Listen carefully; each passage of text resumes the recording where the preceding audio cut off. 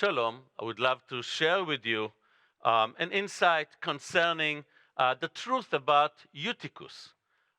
Usually, when we grow up and we study stories from the Bible, many of us know the story about Eutychus when Paul was in Troas. He spoke until late at night, and Eutychus, who was standing on the edge of the window on the third floor, fell asleep, fell down from the window there, three floors down, and died.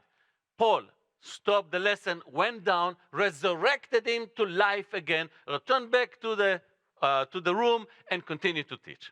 Now, usually, people in a humoristic way or not, they use this story in order to convince or to teach teachers, preachers, pastors, don't speak too long. There is a limit how much you speak, and don't preach people to death. Well, there is truth in it. I'm absolutely agree with it. But on the other hand, is that the reason why Luke added this story into the Holy Scriptures? I doubt. We need to remember that everything Luke wrote was to convince Theophilus. Go back to the beginning of the Gospel of Luke and the beginning of the book of Acts. Luke wrote in order to convince Theophilus, his friend, that Jesus is the Lord, the prophesied Messiah through the Old Testament prophets, and the apostles and those who are carrying the message of salvation, the gospel, are true servants of the Lord. And you should listen to them and accept their writings and teaching. So the reason for this story about Eutychus in the Bible must serve this point. And it's not just to tell preachers how long you should preach or not. That's as the way I understand it. So let's see the background. In Acts chapter 19, and again, the Eutychus story is Acts 20, verses 1 to 16. But the background is from Acts 19. Acts 19 ends with a big turmoil that was caused by the Silversmith Association in Ephesus. Why? Because they have seen that the preachers speak about the gospel, and the gospel proves that there is really no truth in idol worshiping. And if that is correct, their business is going bankrupt.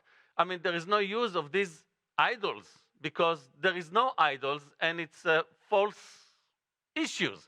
So they were afraid of the gospel and realized that if they will not stop the preachers from preaching, their business is going to be gone. So because of this turmoil, Paul left the place there and went. He went to Syria. On the way to Syria, when he wanted to sail to Syria, some Jews persecuted him. They were against the gospel as well. Therefore, he decided to go through Macedonia, and he reached the area of Troas. And there, Luke mentions a few faithful brothers that were waiting for Paul. So you see, there is only a few with Paul, majority against him. On Sunday, the believers came together for the Lord's Supper, and Paul was preparing to go the day after from Troas, and therefore he continued to teach until midnight. One guy, Eutychus, was standing or sitting on the edge of the window. He fell down from the third floor and died. Paul stopped the lesson, went down, resurrected him, but the way he resurrected him, he stretched over him. In Hebrew, that means gahar. He stretched himself, lay upon Eutychus, all through his body, and then he resurrected him. He said, don't be scared. His soul is with him, verse 10, and he continued to teach. Now, the reason he continued to teach, because the day after he left, and the way he taught was really revealing the truth to the people. Finally, someone exposing the truth of the Bible for them. They were hungry and thirsty for the truth. That's why he continued to teach, not because he just couldn't stop. So the big question that is asked is, what is the purpose of this story there? The idea behind it, Luke wanted to prove to Theophilus that Paul is a true prophet, exactly as Elijah is a true prophet. Therefore, whatever Paul is saying is the word of God and need to be accepted by every human being. So here is the truth about Eutychus. And In chapter 19, well, what I'm going to do right now is to show you that there is analogy between what happened between Paul and Eutychus and Elijah and his contemporary people. So the moment Paul is comparing, um, the moment Luke comparing Paul to Elijah, the prophet, since Elijah is accepted as a new prophet, Paul will be viewed as equal to Elijah in a matter of status as a messenger from God. In chapter 19, Gentiles, idol worshippers, rejecting the gospel and persecuting Paul. In the beginning of chapter 20, Jewish people, non-believers, are persecuting Paul and forces him to leave the area. The second part, Paul is resurrecting Eutychus, who fell down from the window, and the resurrection of Eutychus was to authenticate Paul as carrying the message of God. That means he has the power of God, therefore listen to his voice. Now, Luke describing the way Paul resurrected Eutychus exactly in the same words, identical words, to the way Elijah and Elisha, the true prophets of God from the Old Testament, also resurrected young people from the death back in the book of First and Second Kings. Therefore, he wanted to show that Paul is equal in a matter of servant of the Lord, like Elijah and Elisha in the Old Testament. So remember what the widow said to Elijah after he resurrected her son. Now I know that you are the man of God, and the word of God in your mouth is truth. So the idea that Luke wanted to prove to Theophilus is, when you hear Paul, remember, it's a man of God, and the word of God from his mouth is truth. So see the comparison. Elijah was persecuted by Gentiles. Who? Isabel, the wife of Ahab. And he was persecuted by Ahab, a Jew. Gentiles and Jews persecuting the prophet of God, and he needs to run away from one place to another. Second thing, Elijah resurrected the son of the widow, exactly in the way Paul did it. So basically, Paul did it exactly as Elijah, using the same identical word in that sense, stretched over, in Hebrew, gahar.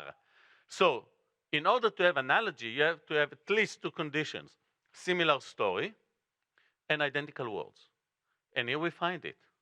So the conclusion is very simple. Theophilus, you see, the word of God is being said by the mouth of Paul. Paul is equal as a man of God, as a messenger of God, as a prophet from God, exactly like Elijah and Elisha. They follow God, Paul follow God. The power of God was in them, the power of God is in Paul. Therefore, listen to everything Paul said. The gospel is pure from the mouth of Paul. Another thing that we need to remember, that the moment Paul was viewed as someone equal to Elijah in a matter of authority to speak the word of God, we need to accept all the writings of Paul as the word of God. Paul and Peter, both of them having the same power to teach and to write, and we supposed to see both of them as equally messengers of God, as an apostles of God. And I'm saying that for those who think that they should not receive the words of Paul, only the word of Jesus. So this analogy, this story, tells us that Paul is high and authoritative as Elijah, and we should accept his words. So, Theophilus, you need to choose. Are you going to be with the multitude, like the friends of Isabel and Ahab, enemies of God, and persecute God's messengers? Or you are going to accept the words of the messengers of God and be like the minority, like the time of Elijah, only 7,000, like the time of Paul, only few that are mentioned in the chapter, but being saved and friends of God, like your name, Theophilus, and being with God. Choose being with God or enemy of God. And this is the truth behind the story of Eutychus. It was not a message of just resurrecting a kid or telling how long the preacher is supposed to preach, but the story is there to tell us that Paul is a messenger of God, is a prophet with the full power to teach us, and for us, there is the responsibility to accept as the word of God.